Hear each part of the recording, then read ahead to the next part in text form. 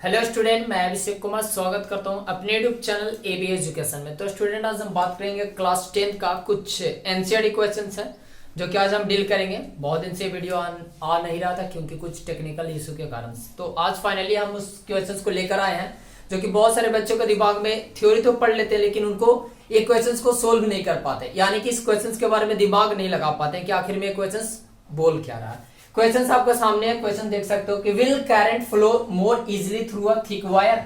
Do you know? First of all मैं questions को read कर देता हूं, then after I will discuss the topic. ठीक है, तो कहता है will current flow more easily through a thick wires और a thin wire of a same material when connected to the same source wire. अगर इसका मतलब क्या बताया गया कि एक थिक वायर है, thick wire it mean that कहने का अर्थात मोटा वायर है और एक पतला वायर है और करंट का जो सोर्स है ना वो एक ही जगह से कनेक्ट किया गया। मतलब कि एक करंट मान लिया जाए, समझ लो, देखो एग्जांपल पे मैं समझाता हूं कि आपका इलेक्ट्रिक पोल से करंट आ रहा है, ये सोर्स एक ही है। इससे एक मैं क्या करता हूं, देखो समझाने के लिए, एक मैं थिक वायर को ले लेता हूं। ये मान लो इस कलम को मान लेते हैं, ध्यान से देखना, इस कलम को मान लेते हैं पतला वायर है, ठीक है, और इस वायर को मान लेते हैं थिक मींस मोटा वायर है। तो अगर मैं ये सेम सोर्स है, ये करंट का सोर्स है, देखो दिमाग लगाने वाला चीज है, मैं वो चीज को समझाता हूं आपको। अगर एग्जांपल से आप ज्यादा से ज्यादा अच्छे तरीके से इस क्वेश्चंस को कर पाओगे, ठीक है ना। आंसर तो आप देख सकते हो कि आंसर आपको लिखा हुआ मिलेगा, लेकिन इस कॉन्सेप्ट क्या कहना चाहता है यह भी नहीं समझ में आएगा जब तक आप इसे प्रैक्टिकली समझ ना पाओ तब तक। तो सबसे पहली बात, ये आपका सोर्स है, करंट का सोर्स है जहां से करंट फ्लो कर रहा है, ठीक है। मान लो कि एग्जांपल में कि ये आपका क्या हुआ, घर का जो वायर होता है जो गली मोहल्ले में लगे हुए रहते हैं, इसमें इससे एक मैं क्या करता हूं, मोटे वायर से कनेक्ट करता हूं। सपोज दैट ये मोटा वायर है, ठीक है, देखो इसे कर देता हूं, ये मोटा वायर है, देखो ये आपका ये करंट का सोर्स हो गया, ये आपका मोटा वायर, ये आपका मोटा वायर है, एक पतला वायर है।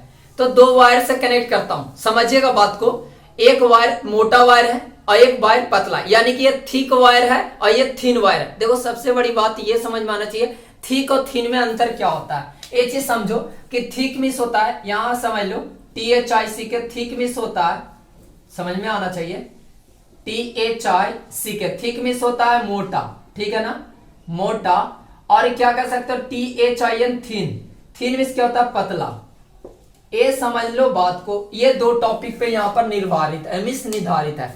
सिंपल सा कह सकते हो कि ये सोर्स ऑफ करंट है, करंट का ये सोर्स है और दोनों को मैं क्या करता हूं, दोनों को क्या करता हूं, एक ही सोर्स से कनेक्ट कर देता हूं। देखो इससे कनेक्ट कर देता हूं, इससे कनेक्ट कर देता हूं, समझ में आया।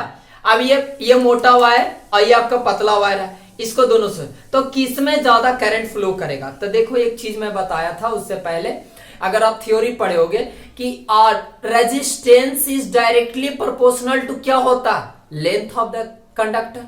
समझ में आया, ये बात पढ़े थे हम लोग। और एक और पढ़े थे कि resistance is inversely proportional to क्या होता है, area of cross section of conductor. समझ में आया, ये बात हम लोग थ्योरी में पढ़े हैं। लेकिन अब क्वेश्चंस घुमाकर आपसे पूछा गया, क्या पूछा कि क्या करंट इजीली फ्लो करेगा, आसानी तरीके से फ्लो कर पाएगा थिक वायर में और थिन वायर में। तो बताइए सेम सोर्स से अगर कनेक्ट कर दिया जाए तो, यही तो क्वेश्चन है ना।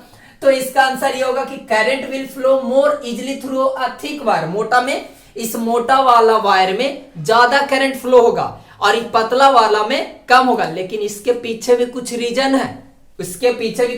है, क्या रीजन है वो मैं बताता हूं कि सेम मटेरियल होगा और ये दोनों है ना एक ही मटेरियल से बना हुआ है, मतलब कि मान लो कॉपर ही से है, दोनों है, लेकिन उसका सिर्फ मोटाई और ये मोटापा में और पतला में कमी है, ये चीज समझो। तो दिस इज ड्यू टू, इसका ये सच्चाई है, रीजन ये लिखोगे। देखो आंसर आप लिख दो कि मोटा वाला में ज्यादा करंट फ्लो होगा, लेकिन रीजन है ना आपके पास, पूछा क्यों, आखिर में ऐसा क्यों हुआ कि मोटा में ज्यादा फ्लो करेगा।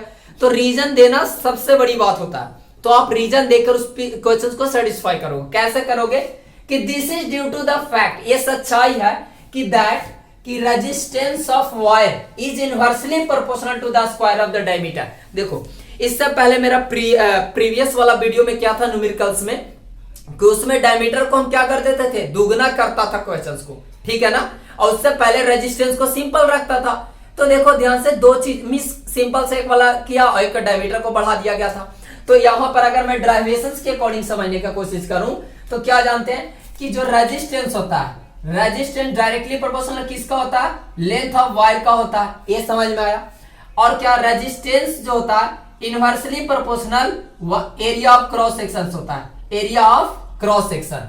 लेकिन एरिया का क्या फॉर्मूला जानते हो, जैसे अगर मान लीजिए एक पतला वायर है, ये आपका पतला वायर है और ये आपका एक मोटा वायर है, ये एक मोटा वायर है। थिंक योरसेल्फ क्या है मोटा वायर। अब बताओ हम दो एग्जांपल बताएं कि इसके अकॉर्डिंग क्या, इसका जो डायमीटर होगा कम है, इसका डायमीटर क्या है बड़ा है, मतलब कि ज्यादा है, तो इसमें इलेक्ट्रॉन का फ्लो ज्यादा होंगे, यानी कि करंट ज्यादा ही फ्लो इजीली होगा, आसानी तरीका से होगा।